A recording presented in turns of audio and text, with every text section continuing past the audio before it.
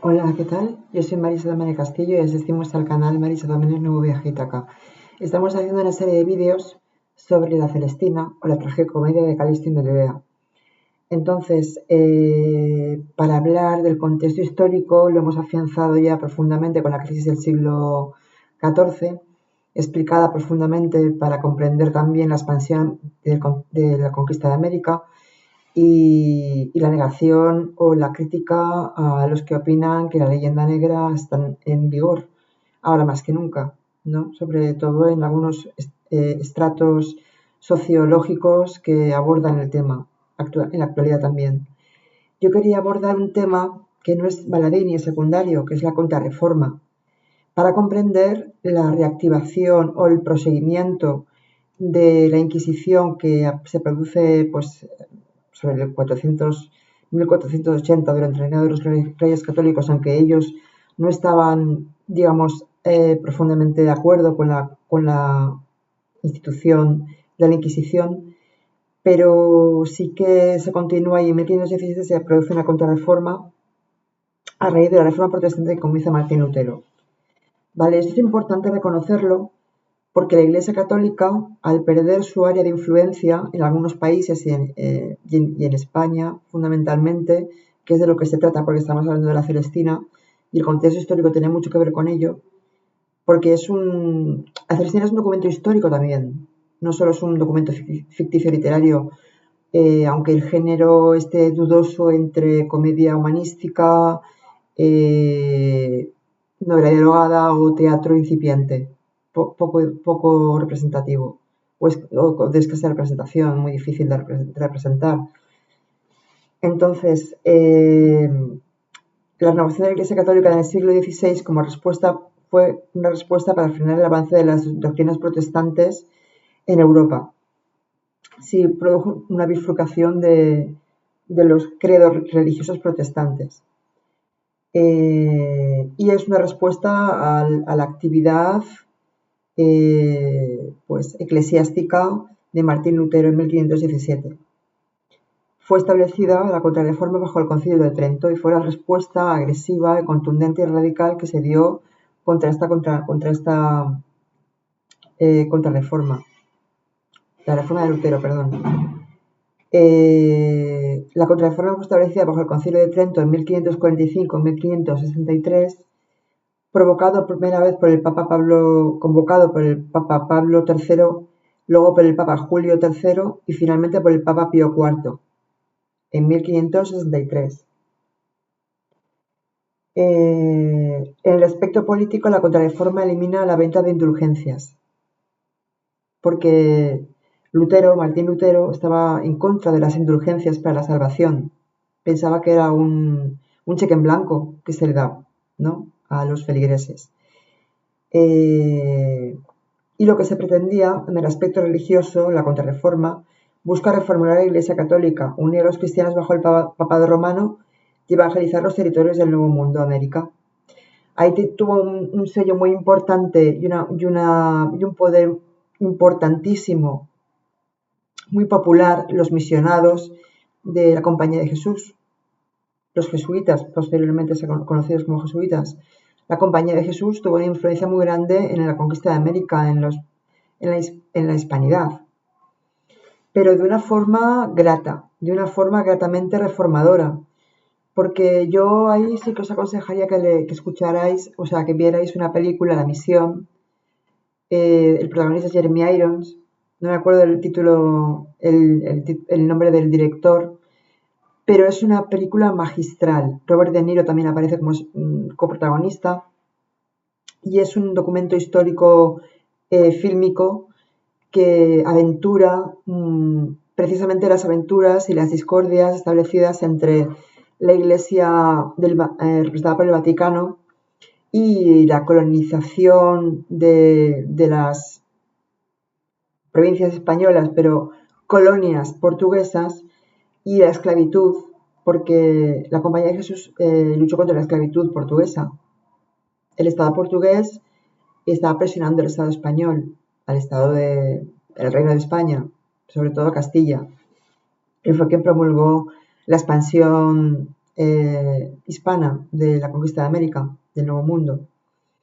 Y ahí se ven muy bien esos retazos históricos, historicistas, para comprender cómo lucharon fehacientemente y muy duramente hasta la extenuación, hasta la esquilmación y hasta la anulación, el asesinato de muchos misioneros jesuitas, ¿vale? Cuando fueron a misionado. Es muy interesante esa película, yo siempre la recomiendo, es un clásico por antonomasia del cine y es una película de culto desde mi punto de vista. Bueno, dicho esto, la Contrarreforma renueva y fija guías para frenar la corrupción del clero con parámetros comunes para la Iglesia Católica, como por ejemplo la defensa de la autoridad papal, la capacidad exclusiva de la Iglesia y sus representantes para la interpretación de los textos sagrados y la salvación por la fe y las obras de caridad, devoción o penitencia. ¿Vale? Bueno, esto tuvo unas consecuencias bajo el papado romano. Pues que se extiende la Inquisición, el Tribunal del Santo Oficio, se censura la creación del índice de libros prohibidos, Index, y la creación de nuevas órdenes religiosas dedicadas a la catequización de los nativos y paganos de los nuevos territorios. Pero bueno, ya os digo que el misionado tuvo un papel muy relevante y muy conforme a la creación de cooperativas, a la cooperativización de la tierra, a la igualación de las riquezas por parte de los nativos oriundos y de los jesuitas, en este caso, que eran los principales misioneros. Y por eso os recomiendo la película, porque se ve muy claramente toda la batalla política que se dio y contra el esclavismo, ¿vale? Que España no estaba de acuerdo, o sea, no trataba de igual modo la colonización americana que la, o sea, portuguesa, por ejemplo, que la española o la norteamericana por posterioridad. Entonces, bueno, dicho esto, era un aspecto importante que quería haceros ver para comprender, pues, parte de la historiografía del contexto histórico de la Celestina. Y como os dije, pues vamos a hacer una sinopsis de los actos, de los autos, que hay, sabéis que en primer lugar está el autor a su amigo, la carta de Fernando de Rojas a un amigo, donde parece ser que no inspira confianza de autoría, que lo deja relegado a otras manos. Las coplas acrósticas, que se llama la captatio benevolentiae, es un también tópico medieval, un recurso alegórico medieval en el que se intenta atraer el favor de los lectores o oyentes. Luego está el prólogo, estoy diciendo las partes iniciáticas de la obra. Bueno, ahí lo que pasa es que se convierte la comedia en tragicomedia y ahí ven unos fines de autodidactismo o didactismo ajeno para que los lectores pudieran elegir libremente, según su propia conciencia, si decidían ser presa de las pasiones o no. Y ese parece ser que es el objetivo, parece ser, según algunos autores, del libro de la Celestina, con posterioridad llamado la Celestina, porque la Celestina cobra un papel fundamental, es el papel dominante, es el personaje dominante por antonomasia que controla a todos los demás. Bajo su foco aparecen los otros autores principales, los personajes principales, Calisto y Melibea. Entonces, luego está el prólogo, porque Rojas expone una idea de Heráclito, que es todo lo que es en este mundo vive en continua batalla. ¿Y qué tiene esto que ver con su obra? Pues porque la batalla entre lo que los lectores piensan, lo que pensaba la Inquisición, lo que pensaba Rojas, que era bachiller y era judío converso, aunque tengo que decir que otros autores también dicen, porque me he documentado, que era un cristiano oficialista y que no tenía ningún miedo y que llevó una vida ordenada y equitativa, con equidad justa. Tampoco fue una vida llena de peligros, ni miedos, ni estar bajo presión de la Iglesia y del Vaticano del clero. Sobre esto se estudia mucho. Entonces yo no voy a entrar ahí porque no soy estudiadora, no soy historiadora y solo soy documentalista, pero os digo lo que he leído y lo que me parece a mí que es más relevante expresar. Entonces, como sabéis, yo os he dicho en algunos otros vídeos anteriores, la novela se ejecutó en 1469 sobre 16 primeros actos, luego se añadieron hasta 21, y las principales ediciones son la de 1499, que otros autores dicen que no tienen validez solo como documentación, validez documental de que está elaborada, pero parece ser que es un copia-pega, no se sabe muy bien. No sé hasta qué punto abordar esa tesis, si como es certera o no, pero las que sí que son más confiables, según otros autores también, que abogan por ese mismo criterio, son la de 1400, la de 1501 y 1502. Esas son las tres principales ediciones conservadas. Parece ser que se empezó a escribir en 1496, pero se publicó en 1499 la primera edición. Que se conserve, la más importante son la de 1499, como os he dicho, 1501 y 1502.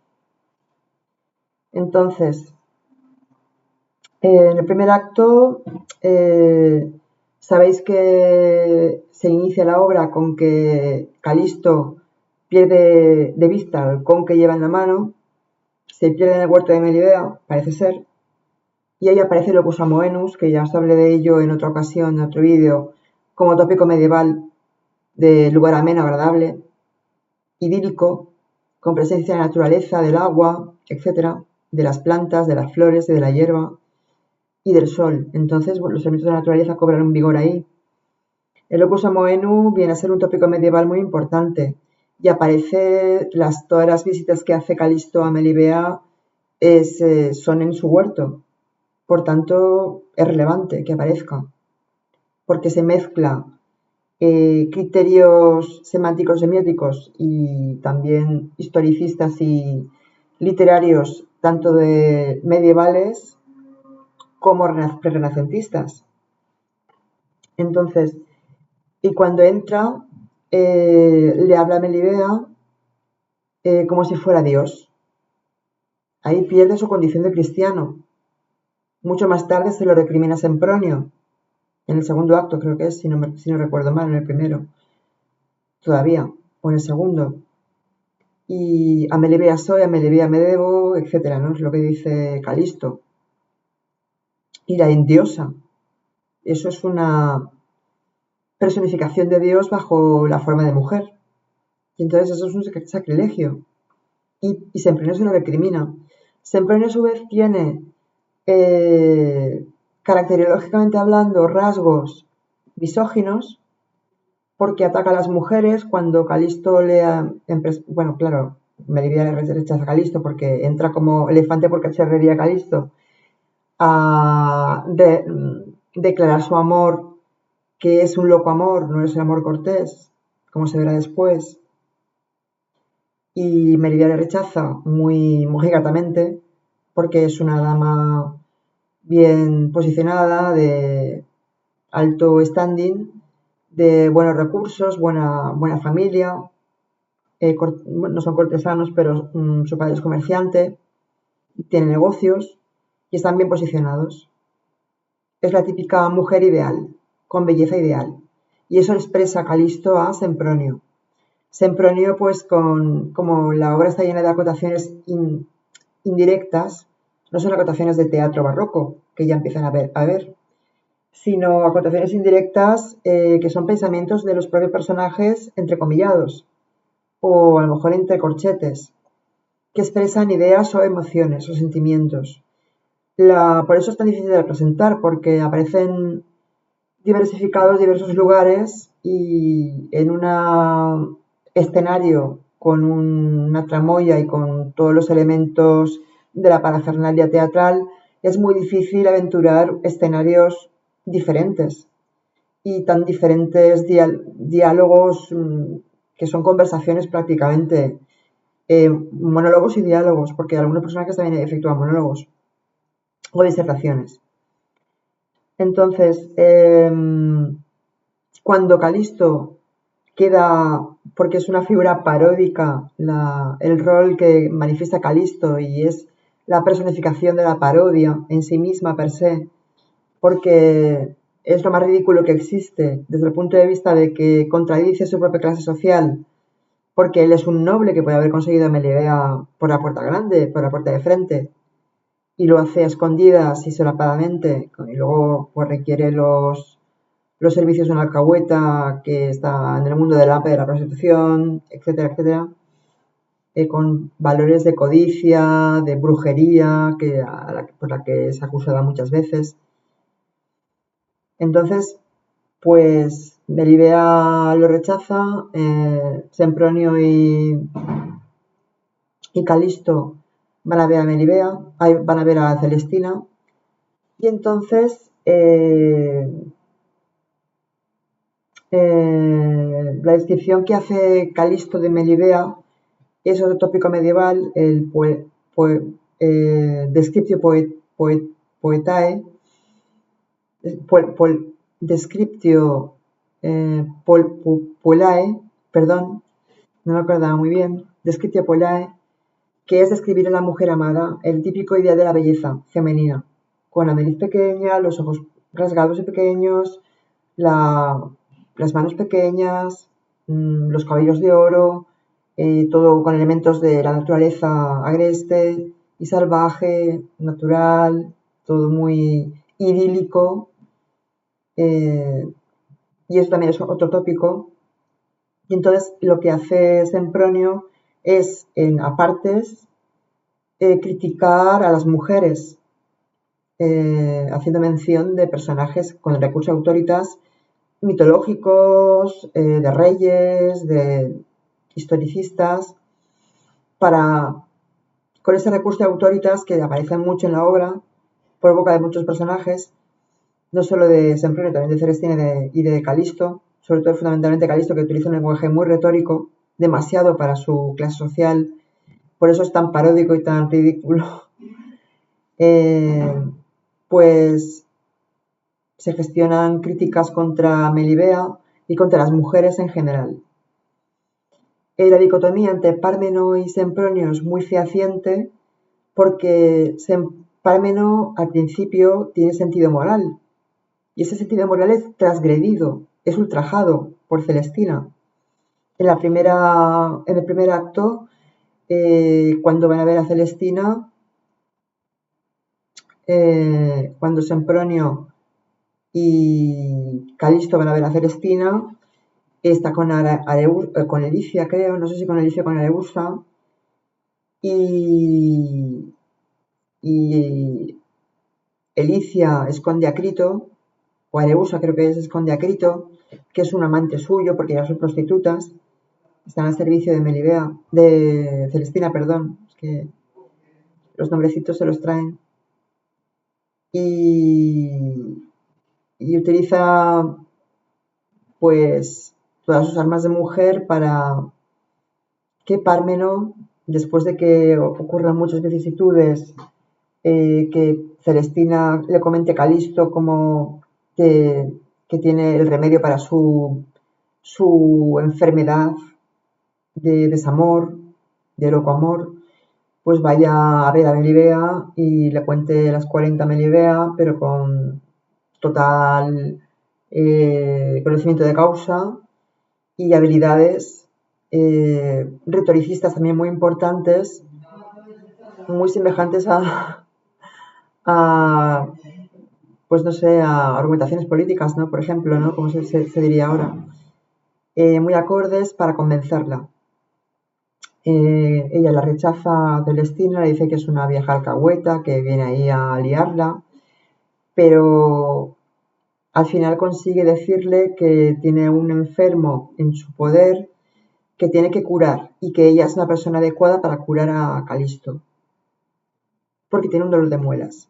Y así consigue la remisión del pecado de ir con Hilado, que está previamente utilizando la brujería, entre comillas, literaria. No es un documento histórico al uso, la brujería real, con realismo. No es pragmática, sino que es ficticia, porque la Santa Inquisición tampoco la había aprendido a Celestina. digamos que a la madre de Parmenos sí, pero a veces ocurría, a veces no. Hay que distinguir entre brujería y hechicería, pero Celestina estaba en punto de mira, pero pues llegó vieja, cosa que no consiguieron ni Parmenio ni Sempronio, pues eran justiciados por matar a Celestina. Entonces, ante esto, Calisto se vuelve loco, desvaría, toca el laúd, invoca a Plutón, a Séneca, no sé a cuántos más, con otros recursos autóritas y mitológicos. Y bueno, pues eso es aprovechado por los criados para sacar provecho, porque la codicia es otro tema fundamental junto a la magia, entre comillas literaria y ficticia, figurativa, y la avaricia, la codicia, la magia y la brujería. Y también el amor, el loco amor y el amor, digamos, faltando las reglas sociales contravenidas por dos personas que bien podían haberse juntado oficialmente para casarse, porque eran de la misma clase social. Si vamos por actos, ya os he hecho un pequeño resumen de algunas cosas. Pues en los primeros actos,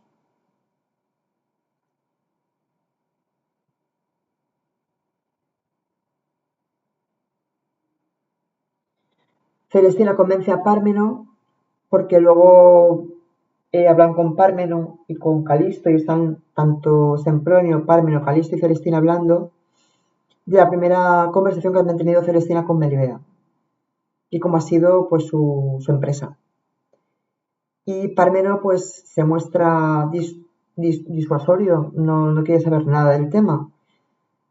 Parece ser que es comprado en primer lugar, incitando a su madre, que era vecina de Celestina, y que había estado bajo el cuidado de Celestina, Pármeno, cuando era pequeño, y había incluso visto con propios ojos las prácticas reprobatorias y digamos, de hechicería de la Celestina, lo había visto con los propios ojos, y estaba también en apartes o en alocuciones indirectas diciéndole a Calisto que no se fiara de ella para nada, que era una vieja alcahueta traidora y con malas artes, y Calisto no le hace ni caso porque lo que quiere es un remedio para su desamor, su loco amor. Con lo cual conciertan una primera visita con Melibea. Y ahí ya la segunda argucia que Celestina arguye para convencer a Pármeno en una segunda ocasión es conseguir que él crea que puede conseguir los favores de Areusa, de la que está enamorado, primero idílicamente, pero luego consigue retozar con ella y cuando pasa su primera noche, pues ya queda entre la banda de los desalmados de Sempronio y Areusa, Elicia, Celestina y Calisto, ¿vale? Entonces,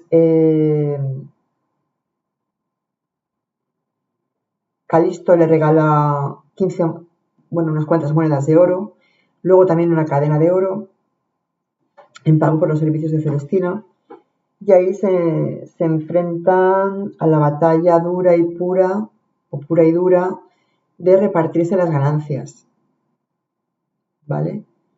Bueno, es importante esto porque Celestina no tiene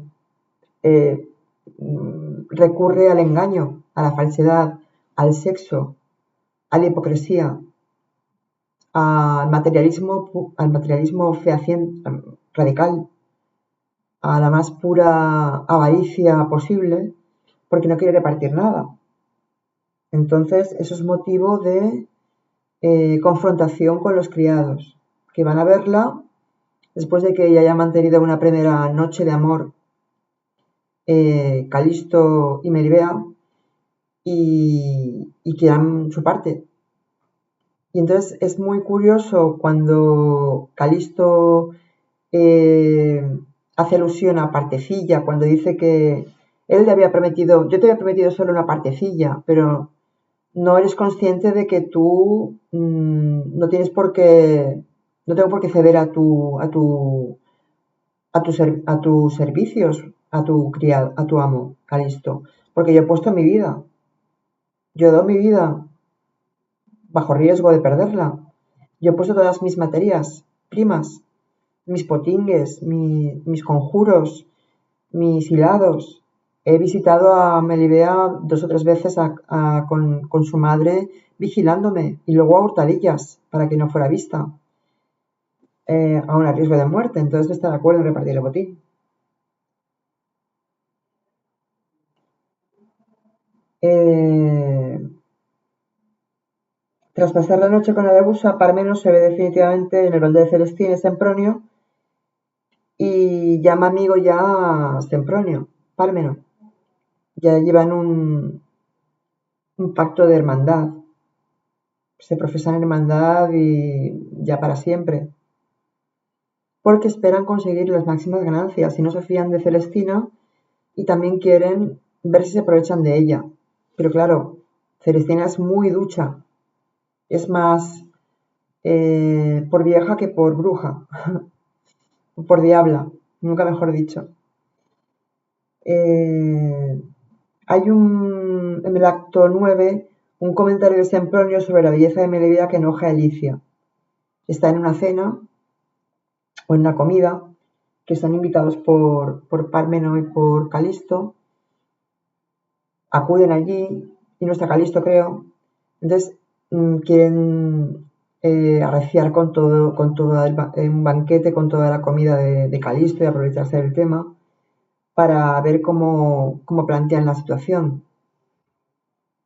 Y se trata de una técnica literaria que pone en juego la perspectiva. Cada personaje puede ver la realidad de una manera determinada.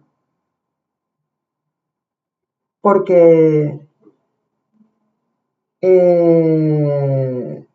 Parmeno hace un comentario sobre, creo que es Parmeno, sobre Melibea, de que es preciosa, tiene la belleza ideal, y Areusa ahí emprende una crítica social férrea, muy radicalizada, contra las clases altas, que dice que utilizan la belleza las mujeres con potingues y con dinero. Y también es una crítica al abismo social entre clases, entre estamentos en este caso, porque todavía había mucha medievalidad. Entonces está de acuerdo Areusa con lo que piensa el vulgo de que Meribea, por lo general, dice toda la gente que es preciosa, muy guapa, tiene una belleza ideal de canon de belleza indiscutible y lo critica, ¿vale? Entonces, eso es motivo de discusión, se acaloran, pero luego se calman. En el acto 11, Celestina recibe una recompensa por su trabajo, Calisto le da la cadena de oro.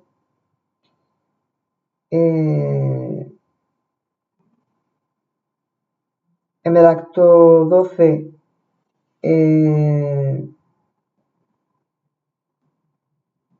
los enamorados ajenos al mundo se hallan en un coloquio amoroso. Al comienzo Calisto cree haber sido burlado por Celestina, pues Melibea parece esquiva, y sus lágrimas convencen a la dama. El lenguaje de ambos es retórico. El lenguaje se ajusta a la clase social de cada personaje, pero la de Celestina es muy ambigua en ese sentido.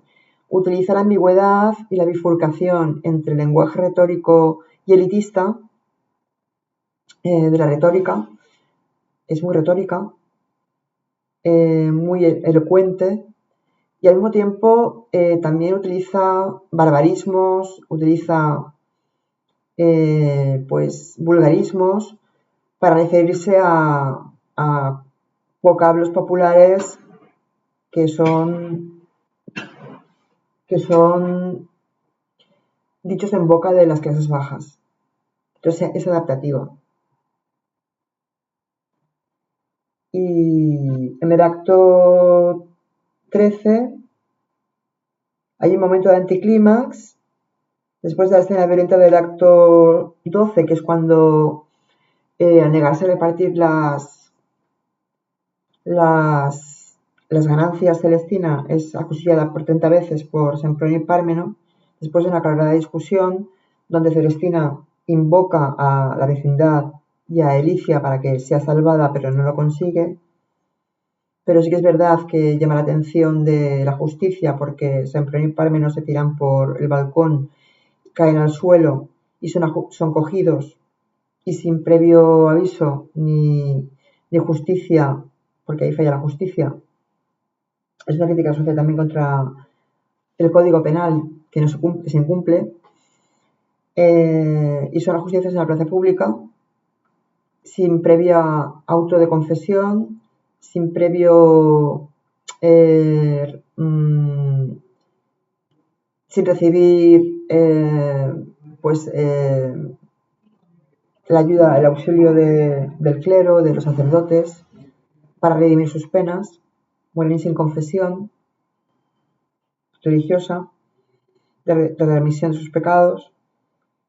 Y Calisto, pues en primer momento protesta contra el juez que ha ordenado esto de esta manera tan caótica,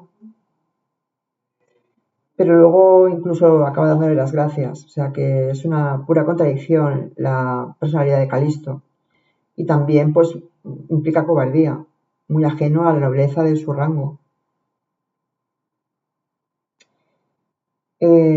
Luego, hay que tener en cuenta una cosa, que la venganza de Aleusa y Elicia por la muerte de Sempronio y Pármeno es porque acusan a Calisto y a Melibea de ser los autores de tantas muertes.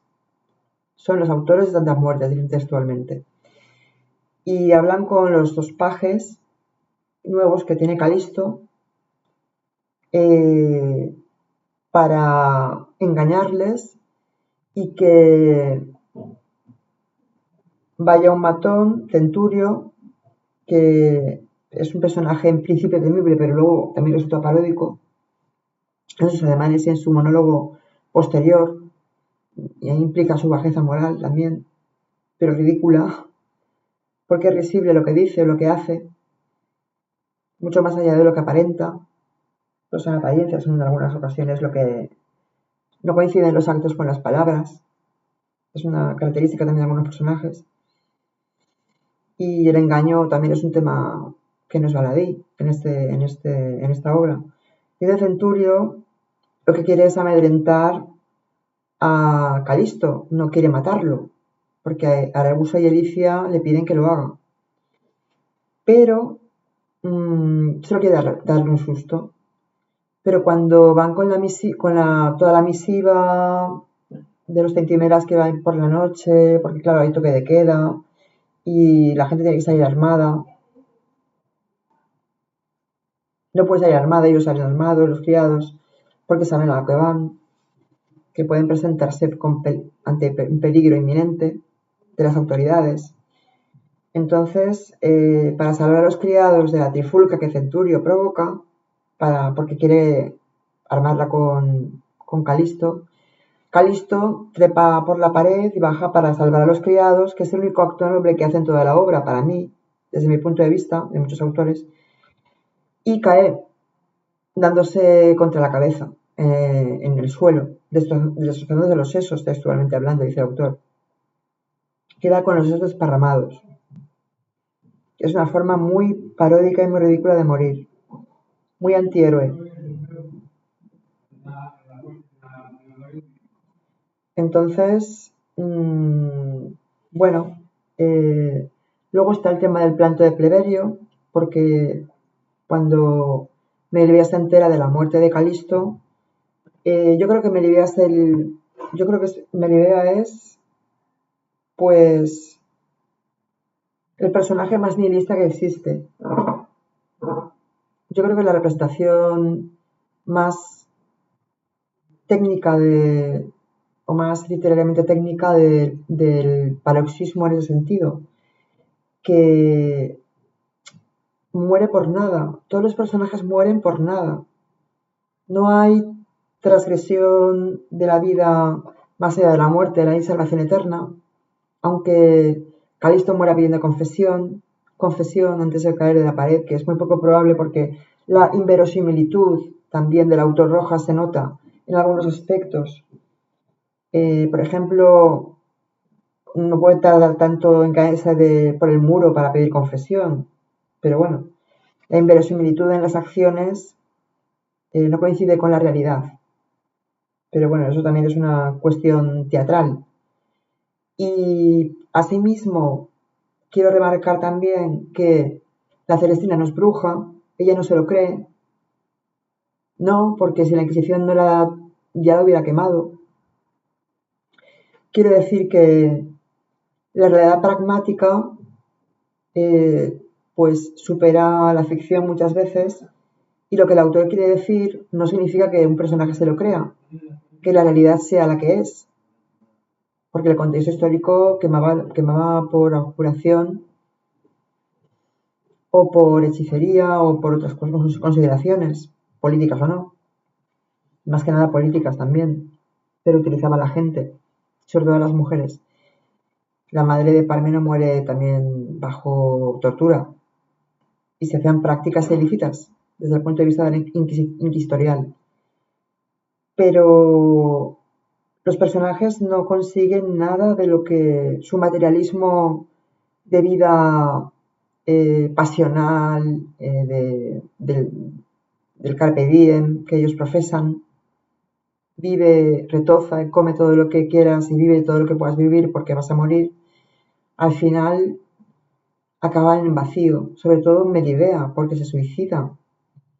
Y la muerte de los suicidas propugnaba excomunión y que fuera considerado la forma de muerte, que tampoco no fue una muerte moralista, no murió por Dios, murió por nada, murió porque no tenía ya destino su vida, porque no tenía nada en qué creer, había muerto su amado. Y además, antes de morir, le pidió a su padre, a Pleberio, luego está el canto de Pleberio, que es el canto fúnebre muy, muy ilustrativo que plantea Pleberio en su monólogo, del que hablaremos en otro vídeo, porque esto se ha alargado un poquito. Y claro, le pide que incluso en las honras fúnebres, que no se van a celebrar porque a los suicidas no se les enterraba bajo rituales religiosos oficiales, que le entierra junto a Calisto. Entonces, bueno, es una serie de imprecaciones que le hace su padre, contándole lo ocurrido, porque su padre pues no era consciente de lo que había pasado. Y bueno, yo creo que es importante este tema porque el planto de Pleberio tiene reminiscencias muy grecolatinas y muy renacentistas. Y es un canto nihilista también, no solo la muerte de Melibea, per se, ella misma, lo que reivindica, morir por nada, no le importaba ya ir al cielo o al infierno, moría por nada, no quería seguir viviendo ya, quería estar junto a Calisto fuera como fuera, y si se encontraba con el vacío ya no tenía ningún sentido su vida para nada. No había transgresión, no había una transgresión vitalista de la vida, ni siquiera del carpe diem. No iba a un lugar más agradable, o a un lugar, iba a la nada. Entonces su padre pues no ve trascendencia más allá de la muerte de su hija y sus bienes están pues potencialmente extorsionados por las autoridades, legalmente hablando y jurídicamente hablando. Es muy concluyente el lenguaje de Pleberio porque utiliza el dativo muchas veces, la anáfora, utiliza las preguntas retóricas y las metáforas, etcétera, ¿no? Es un lenguaje, yo diría que, por lo que he leído y por lo que he observado, poético, ¿vale? Es la forma de locución elegida es el diálogo, pero de todas formas es un diálogo dirigido a la fortuna, al mundo y al amor, y a la muerte, perdón, ¿contra quiénes va? No va contra Celestina, no va contra Melibea, no va contra Calisto. La función operativa del lenguaje es muy común. El uso de la segunda persona. Tú, pronombres como te, ti, posesivos, tu amada, heredera, tus hechos, tu querida y amada madre. Luego las preguntas retóricas que aparecen al mismo tiempo que las anáforas, que son repeticiones de expresiones sintácticas o palabras o partes morfológicas que se repiten. Pues, oh mi compañera buena, oh mi hija despedazada, ¿por qué no quisiste que estorbase tu muerte? ¿Por qué no viste lástima de tu querida y amada madre? ¿Por qué te montaste tan cruel con tu viejo padre? ¿Te mostraste tan cruel con tu viejo padre? ¿Por qué me dejaste cuando yo te había de desear? ¿Por qué me dejaste penado? Ahí está muy clara la anáfora. La pregunta retórica. Y luego el dativo se ven, oh mundo, mundo, ¿por qué no asolaste mis grandes heredamientos? ¿Por qué no excusaste, oh fortuna variable, ministra y mayordoma de los temporales bienes? El dativo está ahí, oh tal, exclamación, oh duro padre. Y luego otra pregunta retórica, ¿cómo no te quiebras del dolor que ya quedas sin tu amada heredera? ¿Para quién edifique torres? ¿Para quién adquirió honras? Y cuando se ve el horrendo futuro que le espera a Pleberio, desde el punto de vista material y de bienes y de fortuna, y también vitalmente hablando, porque ya no espera nada de la vida, ha muerto su bien más preciado. Aunque sí que es verdad que el patriarcado hacía mella en Melibea, porque la tenía más o menos confinada en el castillo, ¿no? O en la mansión, aunque no fuera muy autoritaria con ella. Y Alisa, pues sí, era un poco más, digamos, desde el punto de vista del perfil de los personajes, más ignorante que su marido. Era desconocedora de las prácticas de Melibea. Incluso ella entendía que Melibea no tenía por qué saber que tenía que procrear, que se tenía que casar y que los hombres más bien escaseaban al lado de ella porque era lo más, era la hiperbolización de la dama ideal. Estoy buscando. Ah, mira, está aquí. Yo pensaba en mi más tierna edad que eras y eran tus hechos regidos por alguna orden. Ahora visto el pro y contra de las bienaventuranzas me pareces un laberinto de errores, un desierto espantable, una morada de fieras, juego de hombres que andan en corro, laguna llena de cieno, región llena de espinas, pues desconsolado viejo que solo estoy. Y también se plantea por qué no ha muerto él en lugar de su hija. O sea, es como la tiene como un objeto fetiche, se queda sin filiación, se queda sin hija, pero lo que lamenta sobre todo y fundamentalmente es la situación económica, porque luego vuelve la situación económica. ¿Por qué me dejaste cuando yo te voy a desear? ¿Por qué me dejaste penado?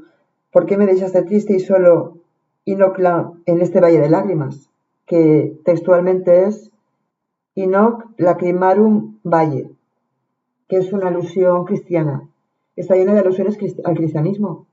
Por eso se duda mucho de que Fernando de Rojas fuera perseguido por ser judío converso, dicen algunos autores. Es muy... Si podéis leer la obra de la Celestina y el planto de Pleberio, el monólogo, el canto, veréis que en algunas significaciones de los plantos, de los cantos fúnebres, la gente se besaba los cabellos, se tiraba de los pelos, gesticulaba mucho. Si se representara, yo creo que sería así. No sé si, yo no he visto ninguna representación. En el Flumen en Valencia hace poco estaba representando a la Celestina, que salía Maribel Alonso, el protagonista de la Celestina. No pude verla porque ya la quitaron del cartel, pero yo creo que si se adapta se puede representar. En la actualidad hay buenos guionistas y buenos autores de teatro que lo pueden hacer. Bueno, y hasta aquí Lo que sí que os quería hablaros en el próximo vídeo es sobre algunas consideraciones de los personajes y algunas consideraciones del sentido de la obra, ¿vale? Que no he citado ahora, para profundizar más en el tema, y el sentido estricto y más elaborado de por qué se producían esas 6 formas de muerte: ajusticiamiento, asesinato o homicidio, mejor dicho, accidente y, bueno, hay 6, y suicidio. Y luego también la tortura de la Inquisición, el quema de brujas, porque la madre de Parmeno es condenada. Entonces, y vamos a profundizar porque hay una crítica social férrea contra la reprobabilidad de la justicia, cómo se trataba a los reos y a los condenados a muerte.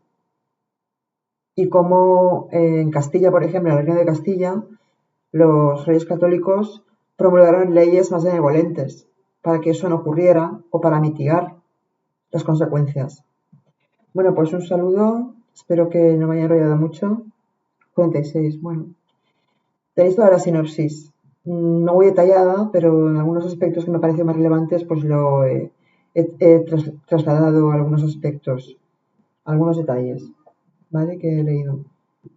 Espero que os haya gustado, que os haya servido. A mí me está sirviendo para hacer un retrato en vivo y en directo y un recorrido largo, ecléctico, lleno de eclecticismo, porque hay muchas cosas que toco que están relacionadas entre sí dialécticamente desde la nociología y la epistemología.